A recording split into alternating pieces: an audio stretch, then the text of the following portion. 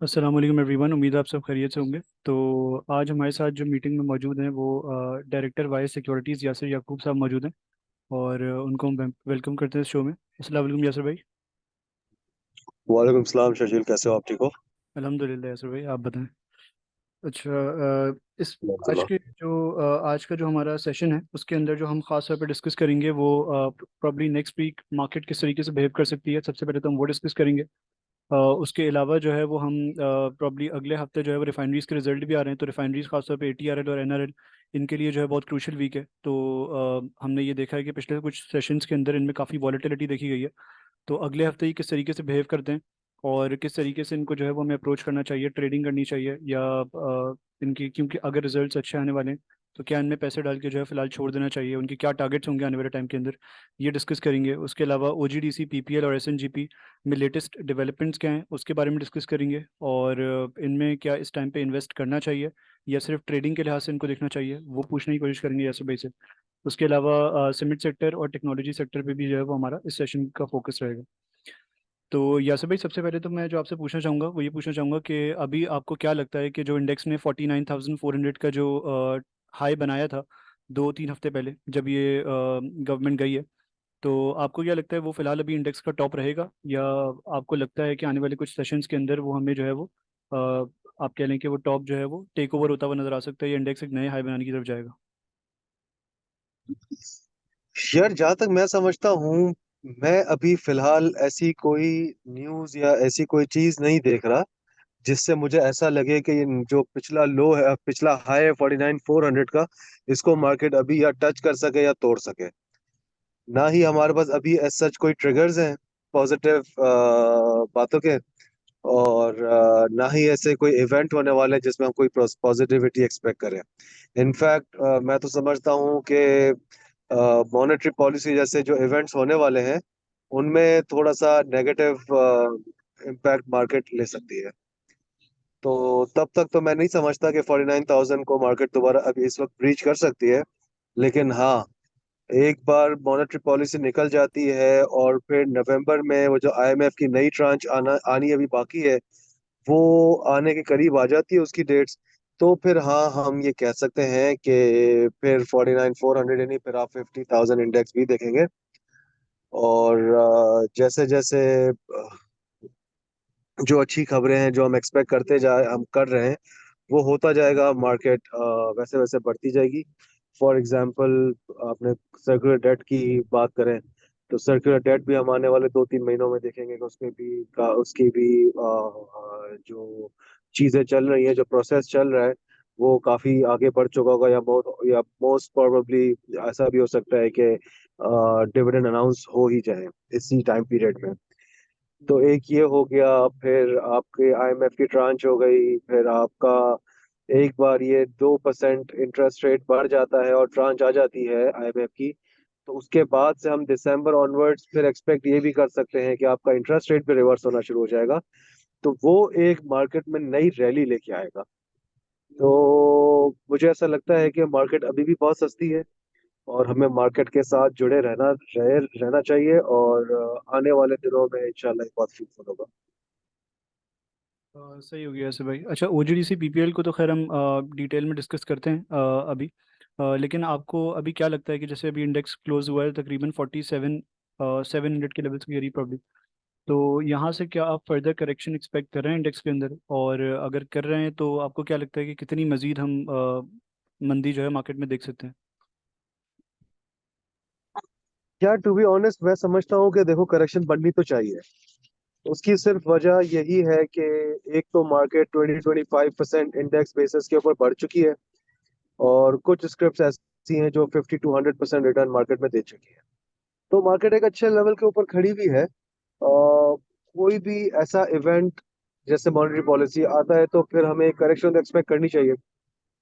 तो उसमें मैं ये कह सकता हूँ कि 1,000, 1,500, 2,000 पॉइंट की हमें करेक्शन के लिए प्रिपेयर्ड रहना चाहिए। और वो एक बार आ जाती है तो that is going to be an opportunity for everybody to accumulate और अपना पोर्टफोलियो बनाए, और फिर अच्छे दिनों के आने का इंतजार किया जाए। सही है।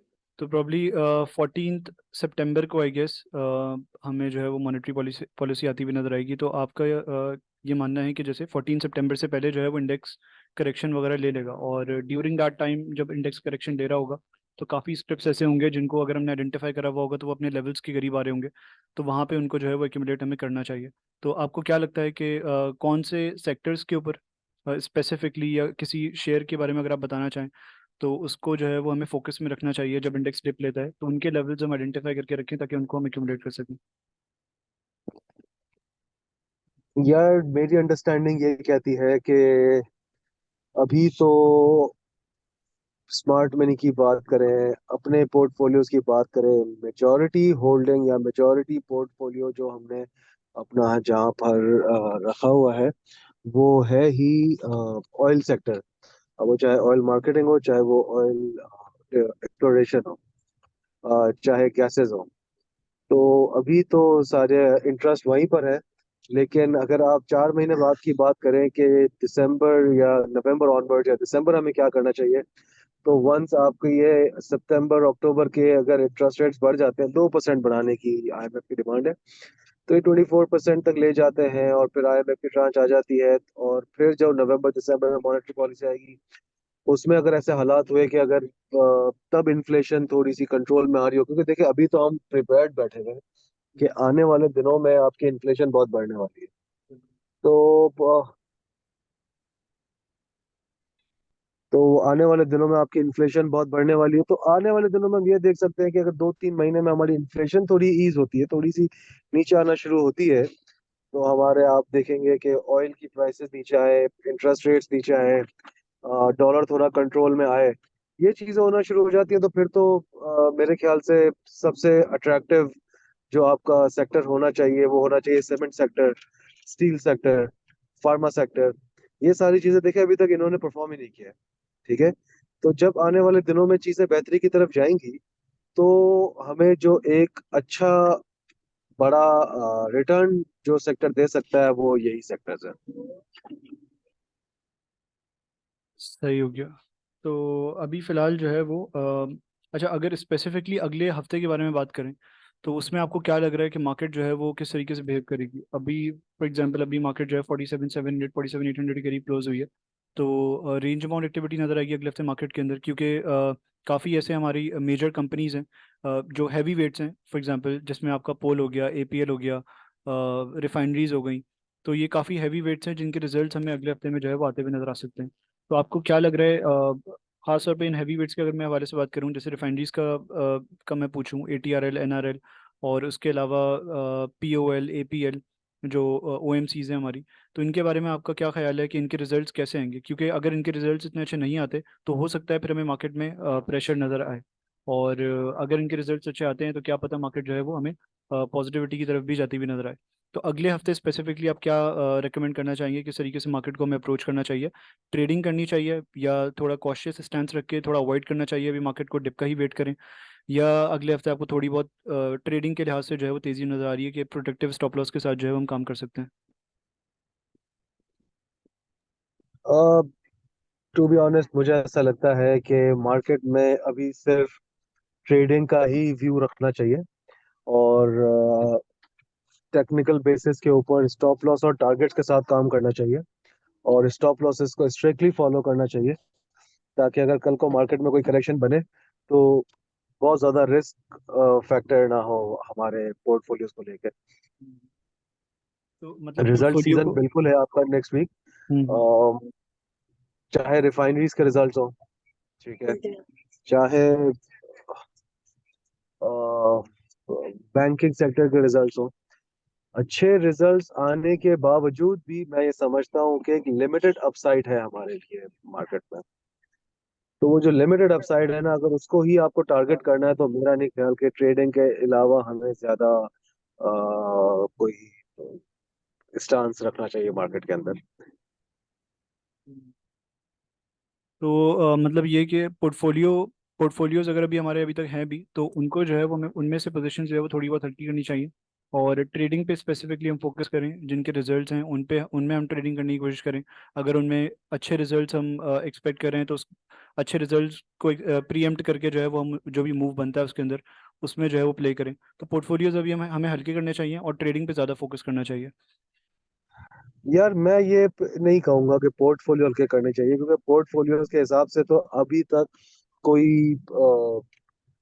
ये है ही नहीं ना, रेट्स ही नहीं है कि हम पोर्टफोलियोज अपने हल्के कर दें यहाँ पर। लेकिन हाँ, जगह रखनी चाहिए काम करने की, और ट्रेडिंग पे ज्यादा फोकस होना चाहिए, मुझे ऐसा लगता सही, मतलब एज यू हैव सेड के रेट्स अभी आए नहीं है उस तरीके के, अभी हम पोर्टफोलियोज को जो है वो हल्का करें। तो पोर्टफोलियोज जो है वो हमें रखने चाहिए अभी, क्योंकि रेट्स ही अभी बहुत नीचे हैं। तो यही मेरा आपसे जो है सवाल है कि क्या वजह है बेसिकली इसकी, या ऐसा क्यों होता है कि इंडेक्स में तो हमने 9,000 पॉइंट्स की जो है वो रैली देख ली। अगर हम फॉर एग्जांपल ये भी एज्यूम करें कि 40,000 से ये रैली स्टार्ट हुई थी, तो 49 इंडेक्स ने ऑलमोस्ट दिखा दिया, तो 9,000 पॉइंट्स की हमने रैली देख ली। लेकिन आपके चाहे टेक्नोलॉजी की स्क्रिप्ट्स हों, चाहे आपके सीमेंट सेक्टर के स्क्रिप्ट्स हों, चाहे स्टील सेक्टर हो, सीमेंट और स्टील ने तो अंडर परफॉर्म करा इनफैक्ट। और दूसरी स्क्रिप्ट्स की भी अगर हम बात करें तो उनके वो रेट्स नहीं आए हैं जो रेट्स इनके हुआ करते थे जब इंडेक्स आपका 44 पे भी ट्रेड कर रहा होता था। इवन फॉर एग्जांपल अगर हम एवियन की बात करें तो वो 70-80 पर ट्रेड कर रहा होता था, अब वो जो है वो ऑलमोस्ट 50 के लेवल्स पे जो है वो ट्रेड कर रहा है। तो चाहे फार्मा सेक्टर हो या चाहे वो आपका स्टील सेक्टर हो, मुगल बिगल फ्राइडे को जो है वो ऑलमोस्ट 48 के लेवल्स पे क्लोज हुआ है। तो ये क्यों आपका इंडेक्स जो है, कुछ स्क्रिप्ट जरूर है ऊपर, लेकिन वो भी जाहिर सी बात है अपने हाईएस्ट लेवल्स के करीब तो नहीं है, ये तो नहीं कहेंगे। थोड़ा बेहतर परफॉर्म करा है कंपेयर टू सम सेक्टर्स। लेकिन ओवरऑल मार्केट को अगर हम देखें तो वो अभी भी हमें जो है वो काफ़ी अंडर वैल्यूड लग रही है, all the index is trading near it's जो पोस्ट कोविड रैली जो उसकी थी, तो उसके हाईएस्ट के करीब जो है वो ट्रेड करके आया है अभी। तो क्या वजह है कि इंडेक्स अपने हाईएस्ट के करीब गया है लेकिन शेयर्स आपके जो है वो अभी भी बहुत लो रेट्स के ऊपर है? है। यार देखो, मार्केट के जो डायनामिक्स है ना, वो अंडरस्टैंड करना बहुत जरूरी है। मार्केट में जैसे आपने पिछले सवाल में पूछा था कि जो हैवी वेट स्क्रिप्ट्स हैं उनके रिजल्ट्स को देखकर हमें क्या लगता है, वो हैवी वेट का मतलब क्या है कि उनके पॉइंट्स या उनका इंडेक्स के ऊपर वेटेज जो है वो ज्यादा है। तो अगर आप देखो, चाहे सीमेंट सेक्टर ने परफॉर्म नहीं किया है इतना, मैं कह रहा हूँ इतना खास परफॉर्म नहीं किया है, परफॉर्म जरूर किया है। 40 रुपए का डीजी खान आज भी आपको 53-54 पे ही ट्रेड हो रहा है। और आपका 45 रुपीज का पाइनियर सीमेंट आज भी कोई 70-80 रुपीज की रेंज में है। आपका दूसरी सीमेंट्स की भी अगर आप बात करें तो वो भी इन्हीं चिराग ऊपर सीमेंट की भी रेंज बहुत में बेहतर है। है। सॉरी, नहीं, चिराग सीमेंट ने भी बहुत बेहतर परफॉर्म करा है। वही बोल रहा हूँ ना। हम्म। पर देखो, एक अपनी लेवल पे जरूर है, लेकिन ये नहीं है कि कोई अपने पीक पे आ गया। मैं तो कहता हूँ कि यहाँ से इनके अंदर भी 100% की जगह है हर चीज के अंदर। लेकिन अभी वैसे हालात या मामलात नहीं है पाकिस्तान के जो हम इन टारगेट्स को टारगेट बना के काम करें मार्केट में। जैसे जैसे हालात बेहतर होते जाएंगे वैसे वैसे मार्केट में टारगेट बेहतर होते जाएंगे। तो इस वजह से अच्छा, जहाँ तक इंडेक्स की बात है, इंडेक्स में आपने देखा होगा इस पूरी रैली में जो सबसे ज्यादा आपको जिस स्क्रिप्ट ने आपको रिटर्न दिया है, वो आपके एक्सप्लोरेशन का सेक्टर है, वो आपका ऑयल मार्केटिंग का सेक्टर है। थोड़ा बहुत बाकी सारी चीजें हैं, थोड़ा बहुत सीमेंट है, थोड़ा बहुत स्टील है, थोड़ी बहुत फर्टिलाइजर्स हैं, थोड़ा बहुत फार्मास्यूटिकल। वो ऐसे सेंटिमेंट्स बेहतर हुए थे जब बोल के, तो ये सारी चीजें थोड़ी थोड़ी बेहतरी की तरफ आई थी। लेकिन अभी तक हमें कोई फंडामेंटल चेंज नहीं आया है। फंडामेंटल चेंज के लिए हमें अभी भी 2-2 3-3 महीने इंतजार करना चाहिए। तो इन 2-3 महीनों में जो भी रेट्स हमें मिलते रहते हैं पोर्टफोलियो पे, वो बनाते रहने चाहिए। बाकी ज्यादा फोकस हमारा अभी फिलहाल ट्रेडिंग की तरफ ही होना चाहिए, क्योंकि मार्केट में रिस्क फैक्टर आने वाले दिनों में थोड़ा देखा जा सकता है।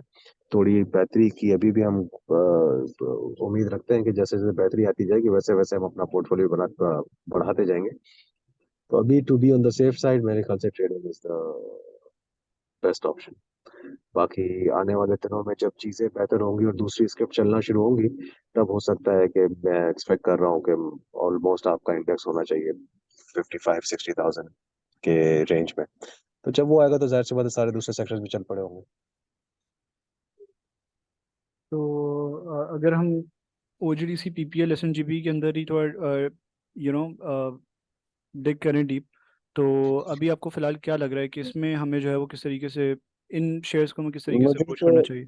मुझे ऐसा लगता है कि ओजीडीसी, पीपीएल, सुई नॉर्दर्न, सुई साउदर्न, पीएसओ, ये सारे शेयर्स तो आपके पास वैसे ही होने चाहिए, आपकी ट्रेडिंग वाले पोर्शन में भी और आपके पोर्टफोलियो वाले पोर्शन में भी। मुझे ये सारे चार पांच जो स्क्रिप्ट्स हैं और ये वाला जो सेक्टर है, मुझे इन्हीं के अंदर लगता है कि एक और नई रैली बन सकती है आने वाले कुछ वक्त में, बहुत जल्दी। So there are like two main triggers जिनकी हम बात कर सकते हैं इन इस सेक्टर के अंदर स्पेसिफिकली। पहला ट्रिगर है सर्कुलर डेट के हवाले से कोई भी डेवलपमेंट होती है तो वो जाहिर सी बात है एक ट्रिगर है। और दूसरा ट्रिगर हो सकता है इसके लिए कि गैस रेट्स इंक्रीज होंगे, या कुछ इस तरह की डेवलपमेंट होती है। तो आपको अभी इन दोनों में से क्या चीज़ लग रहा है कि कौन सी चीज़ टाइम लेगी, और कौन सी चीज़ आपको जो है वो आने वाले टाइम में इनमें जो है वो इनकी वजह से इनमें थोड़ी एक्टिविटी जो है वो नजर आ सकती है। गैस यार रेट्स आपको गैस की पता प्राइसेस यार है। गैस की प्राइसेस तो मुझे ऐसा लगता है कि अगले इस हफ्ते में जो कल से स्टार्ट हो रहा है, इसी में बढ़ जानी चाहिए। तो सही है, जो जो गैस से रिलेटेड स्टॉक्स है वो हमें इस हफ्ते बिल्कुल उसमें ट्रेडिंग करनी चाहिए। जिसमें पीपीएल ओजीडीसी भी आ गया, जिसमें आपका सुई नॉर्दर्न सुई साउदर्न भी आ गया। तो इन चार स्क्रिप्ट में तो वैसे ही ट्रेड करते रहना चाहिए, कि कभी भी आपकी गैस प्राइसेस बढ़ेंगी तो ये आपको एक अच्छा प्राइस दे देंगे। बाकी जहाँ तक सर्कुलर डेट की बात है, सर्कुलर डेट को होने में थोड़ा वक्त जरूर लग सकता है, लेकिन ऐसा नहीं है कि वो नहीं होगा। तो जब वो वक्त करीब आएगा तो तब आपको इनके रेट भी रिफ्लेक्ट कर रहे होंगे। तो यहाँ से भी ऑलमोस्ट इनके अंदर 50-60% अपसाइड की भी जगह है सारी स्क्रिप्ट के अंदर, जो जो सर्कुलर डेट के अंदर आते हैं। तो हाँ, हम एक आने वाले 2-3 महीनों में एक और 50-60% को टारगेट कर सकते हैं इन सारे सेक्टर्स के अंदर। तो मतलब गैस रेट्स अगर इंक्रीज होते हैं तो मेन हमारा फोकस ओजीडीसी पीपीएल में से पीपीएल पे होना चाहिए। जी हाँ, पीपीएल में होना चाहिए, सुई साउदर्न में होना चाहिए, सुई नॉर्दर्न में होना चाहिए, इन सारी चीजों में होना चाहिए। सही। ओजीडीसी। सही। अच्छा, इसके अलावा हमें जो है वो अगले मंथ में जो है वो, क्योंकि मॉनेटरी पॉलिसी की मीटिंग भी है तो उसमें इंटरेस्ट रेट्स इंक्रीज होते हुए नजर आ सकते हैं, तो क्या अभी सिमिट्स को जो है वो अवॉइड करना चाहिए? और इनके सिमिट्स के जो है वो रिजल्ट्स भी आने वाले हैं। तो क्या आपको क्या लगता है कि इनके रिजल्ट्स इस क्वार्टर में कैसे आएंगे? क्योंकि हमने ये देखा है कि इस क्वार्टर में जो है वो इनके डिस्पैचेस, इनकी सेल्स जो है वो किसी न किसी हद तक गिरी हैं। अगस्त में although on the other hand exports भी इनकी थोड़ी बढ़ी हैं, और सेल्स भी इनकी बढ़ी हैं, लोकल सेल्स। लेकिन ओवरऑल अगर हम क्वार्टर की बात करें तो वो गिरती हुई नजर आई है हमें। तो आपको क्या लग रहा है अभी फिलहाल इनमें ट्रेडिंग वगैरह करनी चाहिए, लोअर लेवल्स के करीब इनको एक्यूमुलेट करना चाहिए, या फिलहाल इंटरेस्ट मॉनेटरी पॉलिसी के बाद ही इनको जो है वो ट्रेडिंग के लिहाज से देखें? यार इवेंट हो जाए उसके बाद जो भी रेट्स हो पर जमा करते रहना चाहिए, लेकिन अभी क्योंकि उसके अंदर कोई ऐसी ट्रिगर नहीं है जिसके हमें वजह से कोई अनकरीब कोई ज्यादा रिटर्न मिले, तो हमें सिर्फ तो पोर्टफोलियो का सोच के ही आगे करना चाहिए कि जैसे जैसे थोड़ा थोड़ा जमा यासिर करें भाई, थोड़ा। आपकी वॉइस बहुत स्लो आ रही है। मैं कह रहा हूँ कि देखो, ये इवेंट एक बार हो जाए ना मॉनेटरी पॉलिसी का, हम्म। उसके बाद ही हमें कोशिश करनी चाहिए कि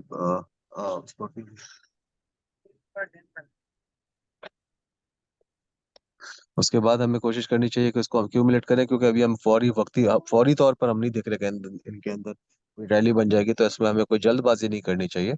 बाकी जिस चीज के अंदर रैली है अभी हमें रहना वहीं पर चाहिए, और जब इसका वक्त आएगा, जब एक बार इंटरेस्ट रेट्स बढ़ जाएंगे और चीजें बेहतरी होने की चले लगेगी, तब हम इन चीजों के अंदर दोबारा फोकस किया जा सकता है।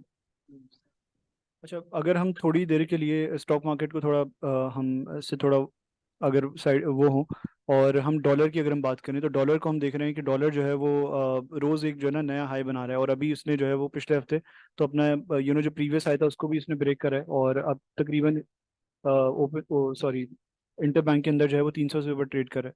तो आपको क्या लग रहा है कि आने वाले टाइम के अंदर या आने वाले दिनों के अंदर क्या डॉलर मतलब मजीद ऊपर जाएगा, या आपको लग रहा है कि ये अपने पीक आउट करेगा? आपका इसके बारे में क्या ख्याल है, क्योंकि इसका इम्पैक्ट मार्केट के ऊपर बहुत ज़्यादा आ रहा है, प्रेशर मार्केट। बिल्कुल। मैं समझता हूँ शर्जील के मैं समझता हूँ शर्जील के इसमें जो डॉलर है आपका, वो आपकी इंपोर्ट की एलसीज खुलने की वजह से थोड़ा बड़ा है। फिर आपका अच्छा, अब डॉलर जो इतनी स्पीड से बढ़ रहा है ना, मुझे तो ऐसा लगता है कि 14 सितंबर से पहले हो सकता है मतलब इट्स जस्ट अ प्रोबेबिलिटी कि एक इमरजेंसी मीटिंग कॉल करके इंटरेस्ट रेट पहले ही बढ़ा दिया जाए। तो उसके लिए भी हमें एक मेंटली प्रिपेयर रहना चाहिए, अगर ऐसा हुआ तो फौरन से मार्केट में डिप आ जाएगा। लेकिन उसके बाद जो भी डिप आएगा उसके बाद मार्केट में नीचे चीजें लेनी ही चाहिए। जहां तक डॉलर का सवाल है, एक बार इंटरेस्ट रेट बढ़ जाता है तो डॉलर वैसे ही वहां पर भी कंट्रोल हो जाएगा, थोड़ा सा इंटरेस्ट रेट बढ़ाने पर। और फिर जब नवंबर में ट्रांच आएगी तो वहां कंट्रोल हो जाएगा।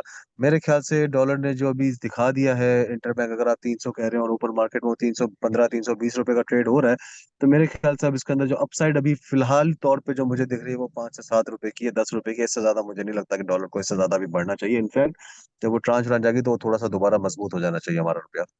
हम्म। अच्छा, इसके अलावा आईएमएफ की ट्रांच के अलावा कोई और कहीं और से भी फंड्स आने जो डॉलर के ऊपर, जो हमारा डॉलर जो आपको ऊपर जा रहा है रोज रोज रोज, तो कहीं और से फंड्स आने हैं कि हम एक्सपेक्ट कर रहे हैं अगले कुछ महीनों के अंदर? यार देखिए, फंड आने तो चाहिए, लेकिन डिफरेंट डिफरेंट डिफरेंट मद में आएंगे। अब जैसे फॉर एग्जांपल, आपने देखा होगा पहले हम जो बातें करते थे कि मिडिल ईस्ट से पैसे आएंगे, सऊदी अलग पैसे देगा, यूएई अलग पैसे देगा। उसके लिए अब हमने एक वो बना लिया, फंड बना लिया, जिसके अंदर हम अपने स्टेट ओन्ड शेयर्स को डाल रहे हैं और उनको उससे के साथ एक रेट तय कर लिया कि इस रेट पे वो बाइंग करेंगे। तो जाहिर सी बात है, जब वो एक रेट अगर ऊपर के होंगे तो यहाँ पर एक अच्छा मोमेंटम बनेगा चीजों को लेके। बाकी और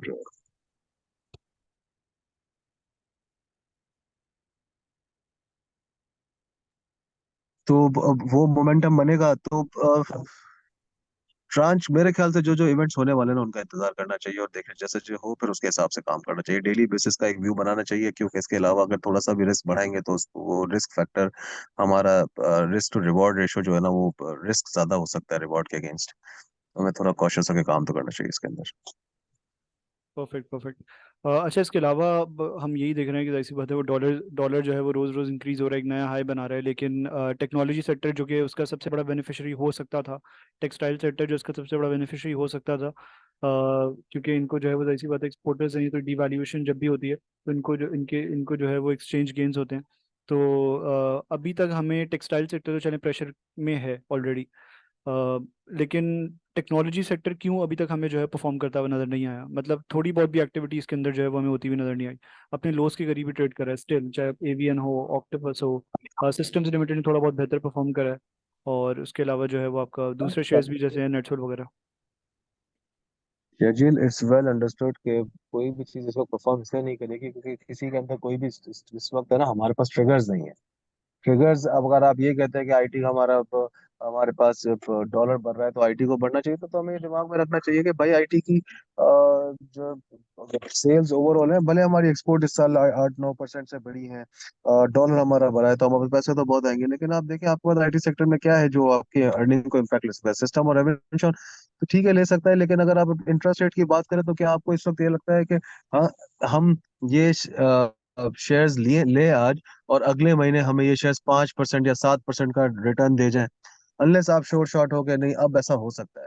तो अभी मुझे ऐसा लग नहीं रहा है कि कोई भी बंदा एक्स्ट्रा रिस्क लेने की पोजीशन में होगा, क्योंकि ऑलरेडी मार्केट आपको 22% तो बैंक में ऑफर कर रही है। उसके बाद अगर कोई चीज ज्यादा ऑफर कर रही है तो वो आपकी वो चीज है जहां पर आपकी स्टोरीज हैं, उस स्टोरीज में आपका स्मार्ट मनी है। तो अभी अभी इतनी ज्यादा एक्टिविटी नहीं है दूसरे सेक्टर्स के अंदर, जो दूसरे सेक्टर्स की अभी हम कोई एक्सपेक्टेशंस रखें कि वो हमें रिटर्न देगा।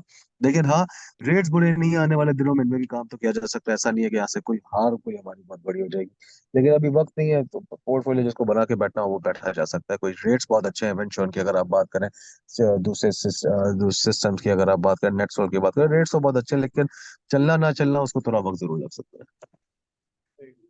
अच्छा, इसके अलावा हमने फ्राइडे को ही देखा था कि पीएसएमसी का जो है, पाक सुजुकी का रिजल्ट